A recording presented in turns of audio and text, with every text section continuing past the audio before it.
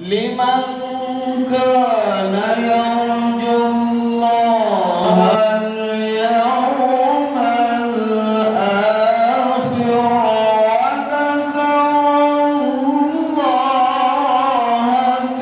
كثيرا. صدق الله العظيم.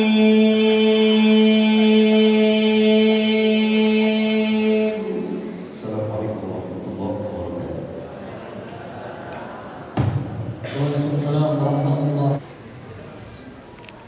Assalamualaikum warahmatullahi wabarakatuh. Waalaikumsalam warahmatullahi wabarakatuh. Bismillah walhamdulillah wassalatu wassalamu ala sayyidina rasulillah sayyidina wa maulana Muhammad ibn Abdillah wa ala alihi wa sahbihi wa man tabi'ahu wa wala. Amma ba'du, qala Allah ta'ala fi kitabihil karim wa huwa asdaqul qailin wa ma arsalnaka illa rahmatan lil alamin. Wa qala Allah ta'ala fi ayatin ukhra inna Allaha wa malaikatahu yusalluna 'alan nabi Allahumma shalli wa sallim. ya ayyuhalladzina amanu sallu 'alaihi wa sallimu taslima. Sadaqallahul azim wa ballagha rasuluhul habibul karim wa nahnu 'ala dzalika minasyahidin wa syakirin walhamdulillahi rabbil alamin.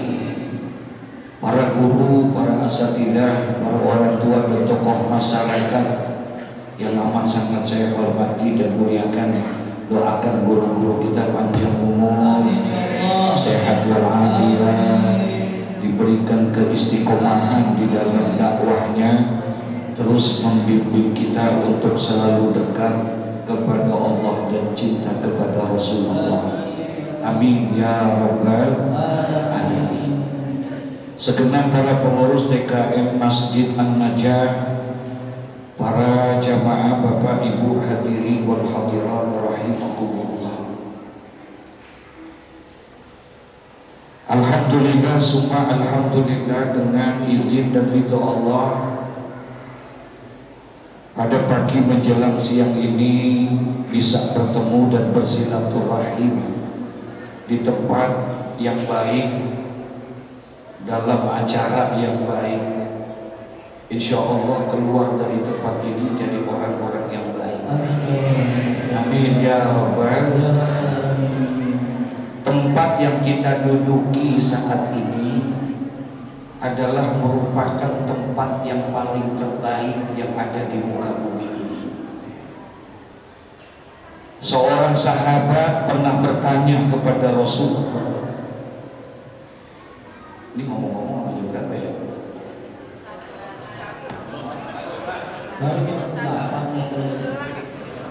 Jam 1. Benar. Jam 1 Bu. Benar. Oke. Berapa dulu? Ada sahabat datang ketemu Nabi, nanya, ya Rasulullah, tempat apa yang paling terbaik yang ada di muka bumi ini? Kemudian Rasulullah menjawab, khairul biqa masajiduha. Sebaik-baiknya tempat adalah masjid. Kenapa? Karena masjid adalah baitun min buyutillah, rumah di antara rumah-rumah Allah.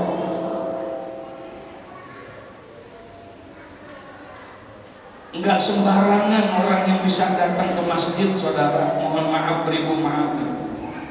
Enggak semua orang bisa datang dan berkunjung ke masjid. Hanya orang-orang pilihan, orang-orang yang beriman. Makanya Nabi pernah mengatakan dalam satu hadis, apabila kamu melihat ada seseorang yang datang dan berkunjung ke masjid, fashhadu lahu bil iman, maka saksikanlah orang itu bahwa dia adalah orang yang beriman. Alhamdulillah. Berat datang ke masjid ini, betul ya? Enggak sembarangan. Mohon maaf, ada orang yang rumahnya dekat sama masjid 20-30 meter, tapi kagak sampai-sampai ke masjid. Ada nggak yang begitu kira-kira ya?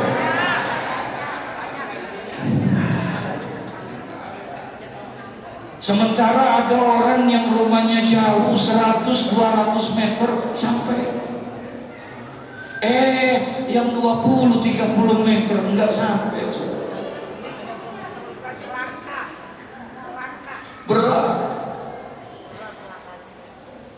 Al-Imam As-Sayyid Ahmad Al-Hashimi dalam kitab Mukhtarul Ahadis An-Nabawiyah, beliau menceritakan satu hadis Nabi Sallallahu Alaihi Wasallam bahwa salah satu bangunan yang tidak akan dihisap nanti pada hari kiamat masjid. Jadi masjid nggak dihisap kan? Kalau rumah kita dihisap, warung kita, toko kita, kantor kita, apartemen, punya apartemen nggak?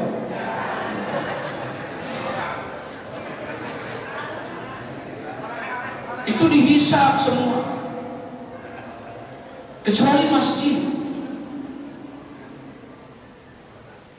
Dan dia merupakan masjid, bangunan yang akan masuk ke dalam surga. Insya semua masjid akan masuk ke dalam surga, semua. Dan yang pertama yang akan masuk ke dalam surga, masjid itu adalah masjid yang pertama dibangun oleh Allah di muka bumi ini. Masjidil Haram di Mekah. Itu yang pertama nanti masuk ke dalam surga. Didampingi sebelah kanan Masjidil Aqsa di Palestina. Sebelah kirinya Masjidin Nabawi As-Sharif di Madinah Al-Munawwarah. Ini masjid 3 masuk. Yang pertama. Kalau 3 masjid ini sudah pada masuk, barulah semua masjid yang ada di muka bumi ini pun juga akan masuk. Insya semua akan masuk. Setelah 3 masjid tadi masuk, maka seluruh masjid yang ada di muka bumi ini pun juga masuk ke dalam surga. Paling buncit Masjid An-Najah.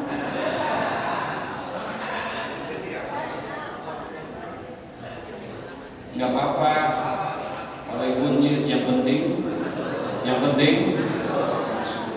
masjidnya yang masuk.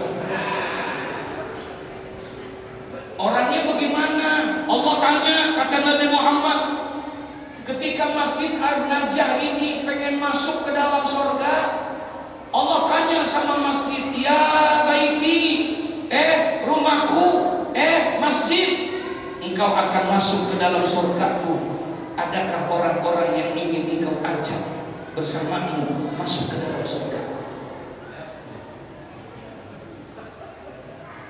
Allah tanya, adakah orang-orang yang akan engkau ajak masuk ke dalam surgaku bersamamu? Faqala na'am, ada ya Rabb, kata masjid. An-Najah ngomong ada. Allah tanya, siapa? Kata Masjid An-Najah, yang pertama yang akan saya ajak masuk bersamaku ke dalam surgamu ya Allah, yang pertama siapa kira-kira?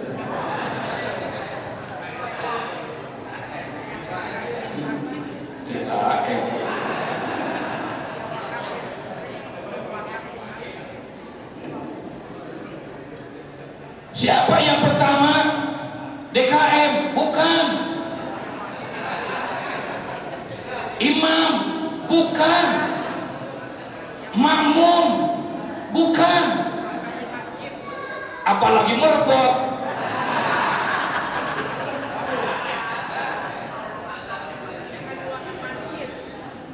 Siapa yang pertama yang akan diajak?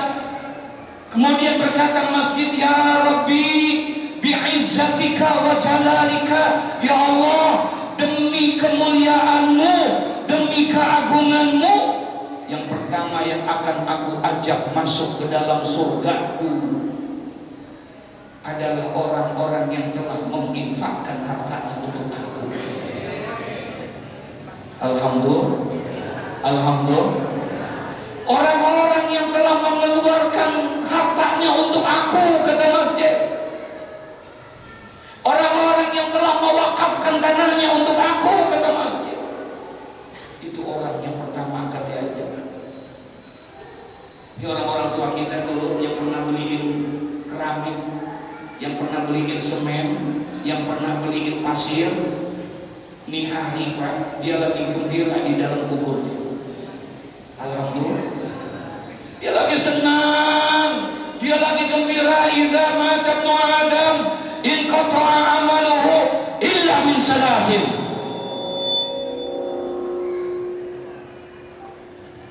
Ini pertanda nggak boleh lama-lama ceramah.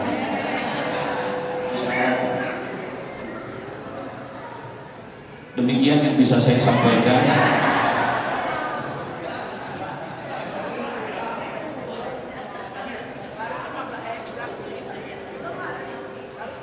Terusin nih. Terus. Mungkin orang tua kita dulu sudah meninggal dunia yang pernah beliin semen, betul? Terkubur jasadnya di dalam tanah. Dia udah gak bisa sholat di masjid ini. Dia udah gak bisa khatib di maulid di masjid ini. Dia gak bisa baca Quran di masjid ini. Tapi demi Allah, hari ini dia sedang mendapatkan ganjaran pahala sedekah jariyahnya. Alhamdulillah. Ya, beruntung banget. Beruntung buat orang-orang yang suka menginfakkan hartanya buat masjid. Yang suka ngisi kotak, kan suka ada kotak tuh ya. Tuh, saya kalau lagi khutbah Jumat kadang-kadang suka melihat kotak jalan.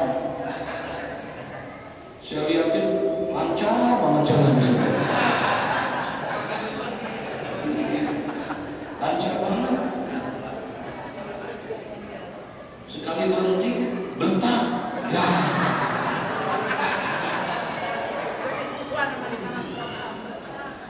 Makanya kalau orang yang diamanatkan harta, masya Allah, sisihkan ini.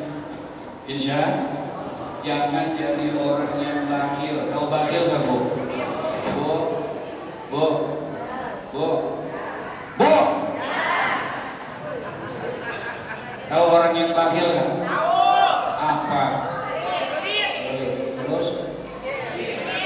Terus? Terus?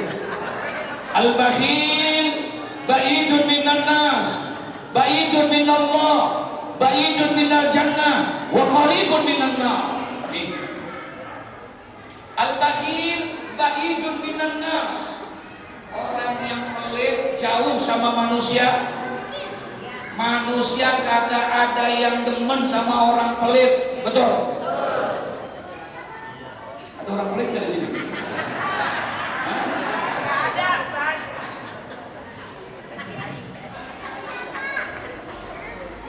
Wa ba'idun minallah, ay ba'idun min rahmatillah. Orang yang pelit jauh sama rahmat Allah. Wa ba'idun minal jannah, dan dia jauh sama surga. Wa qaribun minan nar. Tapi orang yang pelit dekat dengan api neraka. Nauzubillah. Nauzubillah. Satu. Kata masjid yang pertama yang akan aku ajak adalah orang yang telah menginfakkan hartanya untuk aku. Allah nanya lagi. Kata Allah, apakah ada lagi orang-orang yang engkau akan ajak bersamamu masuk ke dalam surgaku? Kata masjid, na'am, ada. Siapa? Orang-orang yang memakmurkan aku, kata masjid. Insya orang-orang yang memakmurkan aku, orang-orang yang menghidupkan aku, kata masjid. Zuhur, asar, maghrib, isya, subuh, dia hidupkan aku dengan berjamaah. Masya Allah. Alhamdulillah. Tadi saya lihat informasi, alhamdulillah, subuh saya senang. Katanya di sini sembahyang berjamaahnya, alhamdulillah. apalagi subuh penuh sampai keluar-keluar. Saya bilang bagaimana? Subuh, subuh, subuh, subuh, subuh.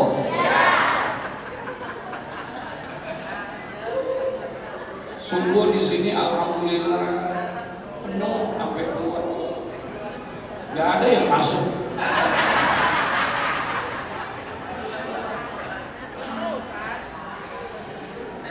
Salatul jamaah afdalu min salatil fadhi bi sab'i wa isrina darajah. Sembahyang berjamaah itu jauh lebih utama 27 kali bandingannya dengan orang yang tidak berjamaah. Subhanallah. Saya di Masjidil Farah diminta untuk mengisi pengajian hari Jumat pagi subuh, baca kitab Lubabul Hadis yakni Tadkihul Qaul dikarang oleh Syekh Jalaluddin bin Abdurrahman bin Abu Bakar As-Suyuti. Dalam kitab itu diceritain ada seorang sahabat namanya Abdurrahman bin Sakhar Ad-Dausi. Abdurrahman bin Sakhar Ad-Dausi, tapi orang lebih kenal dengan panggilan koyokannya Abu Hurairah. Kita lebih sering kenal manggil Abu Hurairah, padahal nama aslinya Abdurrahman bin Sakhar Ad-Dausi. Di dalam kitab itu ditulisin satu hadis. Satu hari Imam Abu Hurairah dipanggil Nabi, "Ya Aba Hurairah, sholli ma'al jamaah walau kunta jalisan." Abu Hurairah, sembahyanglah kamu dengan berjamaah, sekalipun engkau sembahyang berjamaah dengan duduk, sembahyanglah dengan berjamaah. Kalau orang sembahyang duduk berarti ini orang sehat apa sakit? Sehat apa sakit? Sekalipun engkau sakit, usahakan sembahyang dengan berjamaah. Tuh dipesan Nabi.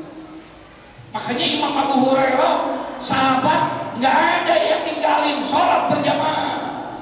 Selalu sholat berjamaah, selalu sholat berjamaah. Satu hari Imam Abu Hurairah sembahyang maghrib berjamaah di masjid. Selesai sembahyang maghrib berjamaah, kemudian Imam Abu Hurairah ada urusan, ada kerjaan. Jadi dia tinggalin masjid, kemudian dia pergi ke tempat urusannya. Ketika dia lagi ngerjain urusannya, tiba-tiba kedengeran suara azan. Azan apa? Azan apa? Isya. Kedengeran suara azan Isya. Kemudian Imam Abu Hurairah berhenti itu pekerjaan, dia tinggalin itu pekerjaan, dia berangkat ke masjid, pengen sholat berjamaah. Sholat apa? Sholat apa? Halo? Assalamualaikum. Masjid saya kerjain, terus saya dengar suara azan, saya balik, tapi ternyata sudah terlambat saya cari orang, semuanya udah pada sembahyang. Terus maaf ya Rasulullah, kemudian saya pulang, saya sembahyang di rumah 27 kali saya sembahyang. Saya mau tanya ya Rasulullah, itu sembahyang saya yang 27 kali itu sembahyang Isya, apakah nilainya sama dengan orang yang sembahyang berjamaah? Sembahyang saya yang 27 kali, apakah sama nilainya dengan orang yang berjamaah? Apa kata Nabi? Tidak sama nilainya. Ketahuilah ya Abu Hurairah, orang yang sholat berjamaah bukan hanya ada imam, bukan hanya ada makmum, tapi para malaikat pun ada di dalamnya. Alhamdulillah. Tuh sampai begitu Pak, sholat berjamaah. Orang yang menghidupkan aku akan aku ajar. hidupin dengan sholat berjamaah, hidupin dengan majlis-majlis ilmu, pengajian. Maaf ucap, mohon maaf, beribu maaf.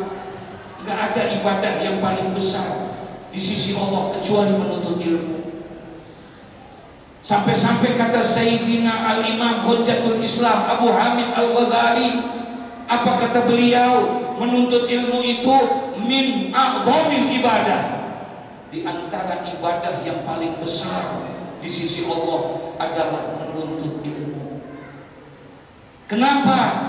Karena ada satu hadis, thalabul ilmi afdalu indallah minas shalah wassiyam wal haji wal jihad fi sabilillah. Menuntut ilmu itu lebih utama di sisi Allah daripada sholat, daripada puasa, daripada haji, bahkan lebih utama daripada jihad fi sabilillah. Kok bisa? Iya, karena sholat yang kita kerjakan, puasa yang kita lakukan, haji yang kita laksanakan tidak akan diterima oleh Allah kalau tidak dilandasi dengan apa? Makanya harus kita ngaji. Insya biar kata timbang duduk begini dulu ngaji ini, kagak usah bawa kitab, enggak usah bawa buku, enggak usah. Kagak usah bawa kitab, enggak usah bawa buku, enggak usah bawa pulpen, timbang duduk. Timbang duduk gua. Itu juga duduknya senderan.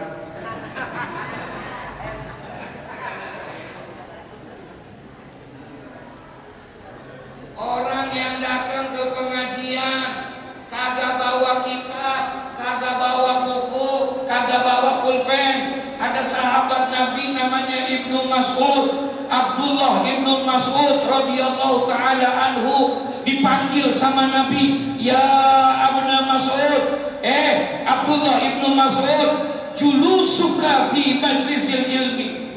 Abdullah Ibnu Mas'ud, duduknya kamu di dalam majlis ilmu tanpa bawa kitab, tanpa bawa buku, tanpa bawa pulpen, dudukmu di dalam majlis ilmu khairun min alfi rakaatin, itu lebih baik daripada orang yang sembahyang 1000 rakaat.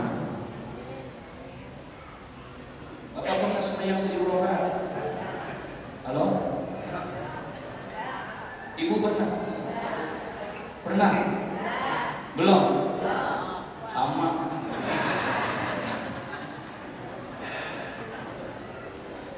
Saya ada pengajian khusus ibu-ibu. Saya baca kitab Uqudul Jain. Ada kitab namanya Uqudul Jain. Ini kitab menceritakan tentang hak dan kewajiban suami istri. Di situ diceritain dalam kitab itu ada seorang waliyatullah, seorang perempuan punya predikat wali, perempuan yang solehah, rajin ibadahnya. Perempuan itu namanya Rabi'atul Adawiyah. Ada seorang waliyatullah, masya Allah, luar biasa kesolehahnya. Nah, diceritain tuh di dalam kitab Uqudul Jain. Ternyata Rabi'atul Adawiyah setiap malamnya enggak kurang 700 rakaat sembahyangnya. 700 rakaat sembahyangnya. 700.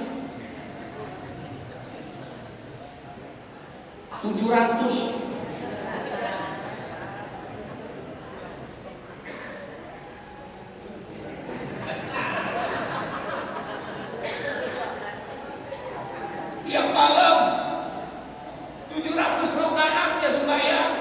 Ini Rabi'atul Adawiyah. Tapi nggak pernah ninggalin kewajibannya sama suami, kagak. Tetap dijalanin.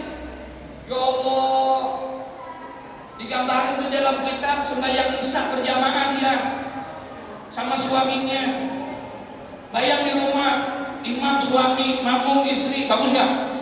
Bagus nggak? Masya Allah. Selesai sembahyang berjamaah, kemudian Robiatul Adawiyah izin, bang, maaf ya bang, izin ke belakang. Ngapain? Nyiapin makan, pengen makan malam, disiapin makan malamnya buat suami. Habis sembahyang berjamaah, makan pun berjamaah. Bagus nggak tuh? Bagus nggak? Di Robiatul Adawiyah makan berjamaah malakinya. Habis rapi makan, kemudian Robiatul Adawiyah permisi, izin apa? Bang maaf ya bang, permisi ke kamar. Ngapain? Ganti baju yang rada tipisan gitu. Ini Robiatul Adawiyah ganti baju, pakai minyak wangi, bukan autan. Kadang-kadang balsam dipakai. Gimana kalau deketin? Pakai minyak wangi. La ilaha illallah. Apa kata Robiatul Adawiyah dalam kitab itu? Bang, maaf ya bang, saya bersyukur Pak. Kita sembahyang isya udah berjamaah, makan juga mohon izin bang, mohon izin. Malam ini abang ada hajat gak sama saya? Ya Allah. Ditanyain tuh, bang maaf bang, malam ini abang ada hajat gak sama saya? Bapak pernah ditawarin begitu gak bang?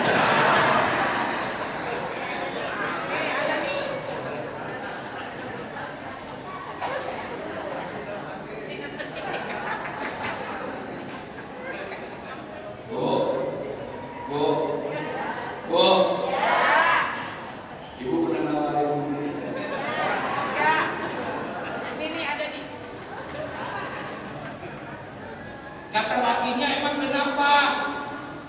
Enggak bang, kalau memang abang ada hajat sama saya, itu kewajiban saya bang. Saya nggak berani menolaknya.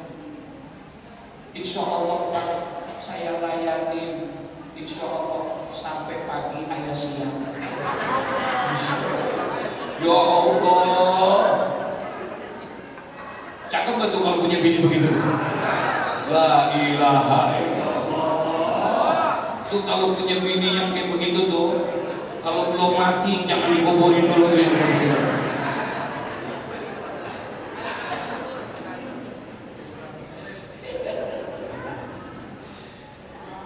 Emang kenapa ya Rabbi abang? Itu kewajiban saya bang. Saya nggak berani nolak pak. Kalau seandainya saya menolak hajat suami saya takut dengan apa yang dikatakan oleh baginda Nabi Muhammad. Apabila ada seorang istri yang menolak hajat daripada suaminya, maka seluruh malaikat akan marah dan melaknat kepada istri itu. Ini saya sampai begini, kata suaminya bagus banget tuh dia bisa. Iya, ya Allah, kata suaminya dia takbir begitu. Ya Allah, setuju nggak Pak? Setuju nggak Pak? Ya Allah, ya Allah.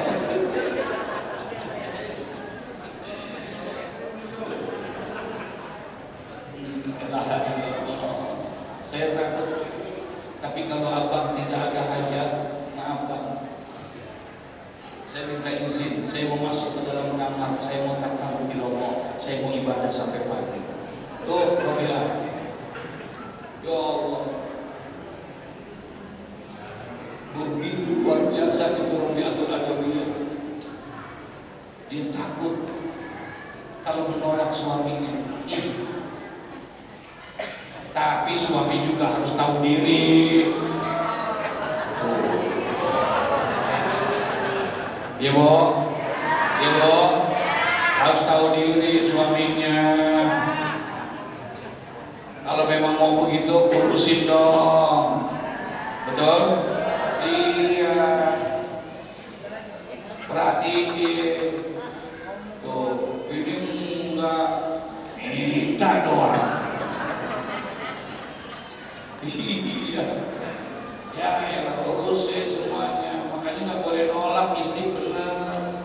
Tapi maaf nih, mohon maaf. Kalau kita dibaca Ihya Ulumuddin, di situ dijelasin sama Imam Ghazali. Itu urusan-urusan yang ada di rumah tangga itu bukan tugasnya istri. Iya, tugas suami. Masak bukan tugas istri, tugas suami. Benar ini Bu. Nyuci pakaian bukan tugas istri, tugas siapa? Setuju Bu? Setuju Pak?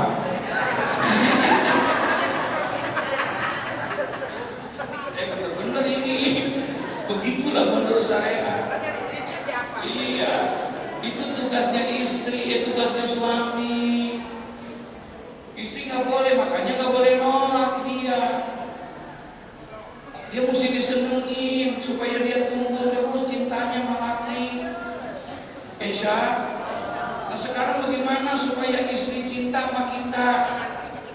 Nabi ngajarin, maaf nih, cinta tuh harus dari hati, betul ya Bu? Dia mesti dari hati. Jangan sekali-kali numbuhin cinta itu dengan materi. Jangan.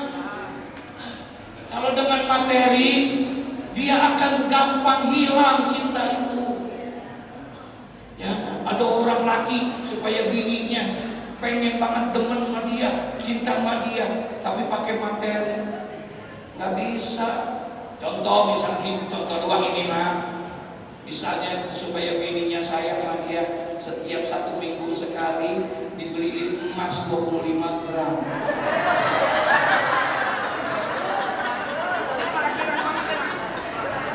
Setuju Bu? Yang setuju tunjuk tangan kan? Seminggu sekali dibeliin emas 25 gram. Setuju nggak? Kira-kira ibu sayang nggak? Sayang nggak? Setuju? Bapak setuju?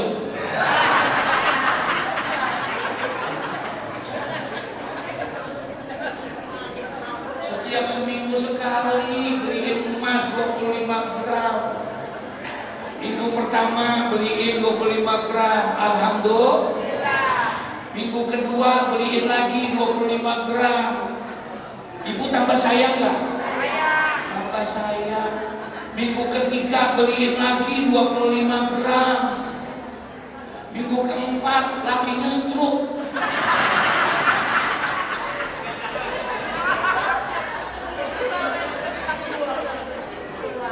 Jangan. Lihat rumah tangga Nabi. Gak ada rumah tangga yang romantis kecuali rumah tangganya Rasulullah. Rasulullah bisa ciptain sorga di dalam rumah tangganya. Padahal ini masjid lebih gede daripada rumahnya Nabi Muhammad. Ini masjid lebih mewah, lebih megah daripada rumahnya Nabi Muhammad. Sederhana, nggak berlantai 2 rumahnya, tapi dia bisa menyatakan baiti jannati, rumah tanggaku laksana surga bagiku. Ya Allah, itu rumah Rasulullah. Dia tumbuhkan itu yang namanya cinta setiap hari di dalam rumah tangganya. Dia tumbuhin dengan apa? Dengan hal-hal yang sepele. Maaf ucap nih Pak. Rasulullah kalau manggil istrinya gak pernah panggilan nama, selalu panggilan kesayangan. Dia kalau panggil istrinya Beb.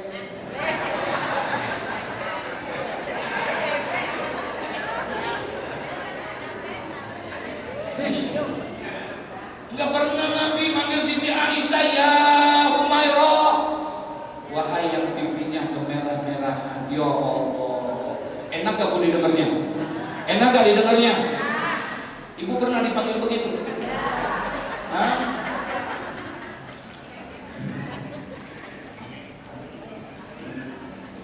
Kadang-kadang laki kita jujur. Udah tahu kita ada tompelnya. Pel, sini pel. Astagfirullahaladzim. Nah, hadirlah pematis ilmu, insya Allah. Salah satu tanda di antara tanda cinta kita kepada Nabi Muhammad. Tuh dia. Ibu cinta nggak sama Nabi Muhammad? Nggak jujur, cinta nggak sama Nabi Muhammad? Bapak cinta nggak sama Nabi Muhammad? Cinta nggak sama Nabi Muhammad? Benar? Emang pernah lihat Nabi? Emang pernah ketemu sama Nabi? Emang pernah berjumpa sama Nabi? Kok bisa cinta sama Nabi? Kalau sekarang di luar sono ada yang menghina Nabi, marah tidak? Marah tidak? Kalau ada yang melecehkan Nabi, marah tidak? Padahal kita belum pernah lihat Nabi, padahal kita belum pernah berjumpa sama Nabi. Tapi kenapa tumbuh cinta? Kalau Abu Bakar cinta sama Nabi, pantas ya? Pantas, karena dia hidup di zaman Nabi. Kalau Sayyidina Abu Bakar dia cinta sama Nabi, wajar, karena dia hidup bersama Nabi Muhammad. Kalau Sayyidina Umar Ibn Khattab dia cinta, dia beriman, wajar, dia rela mengorbankan segala-galanya untuk Nabi Muhammad, wajar, karena dia hidup di zaman Nabi Muhammad. Tapi ada yang luar biasa nih,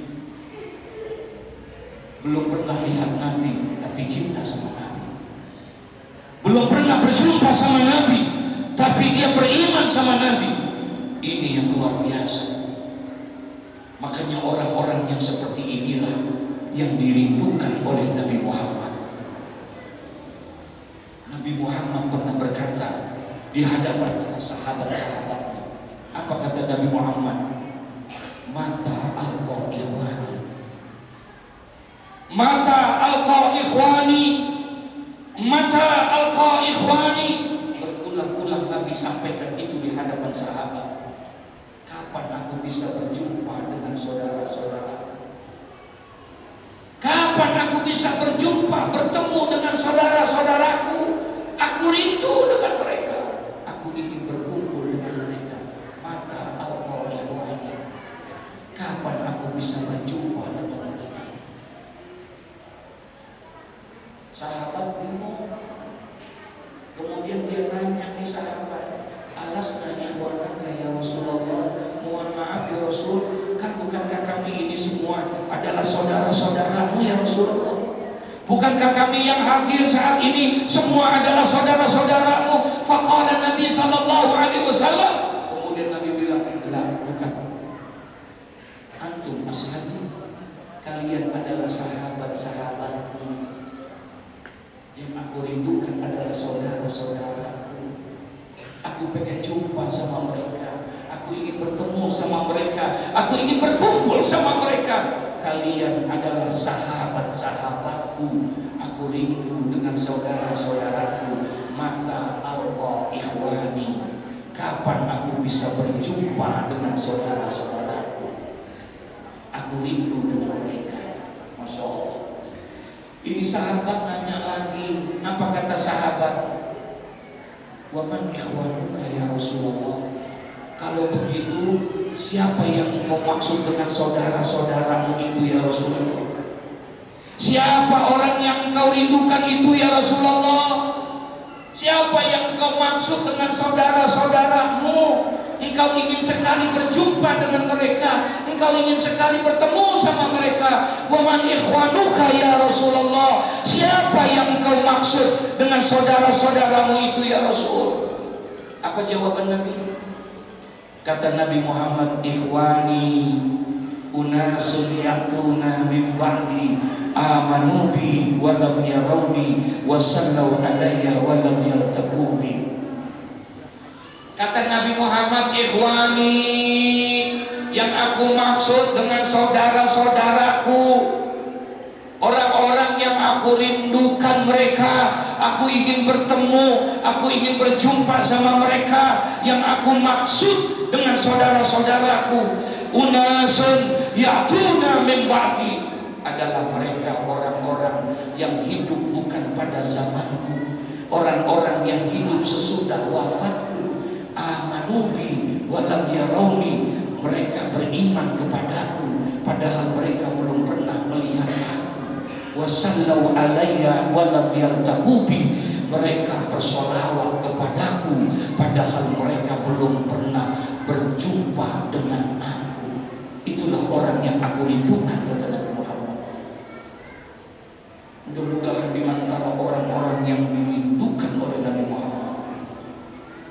kita yang hadir pada kesempatan ini. Amin ya Rabbal.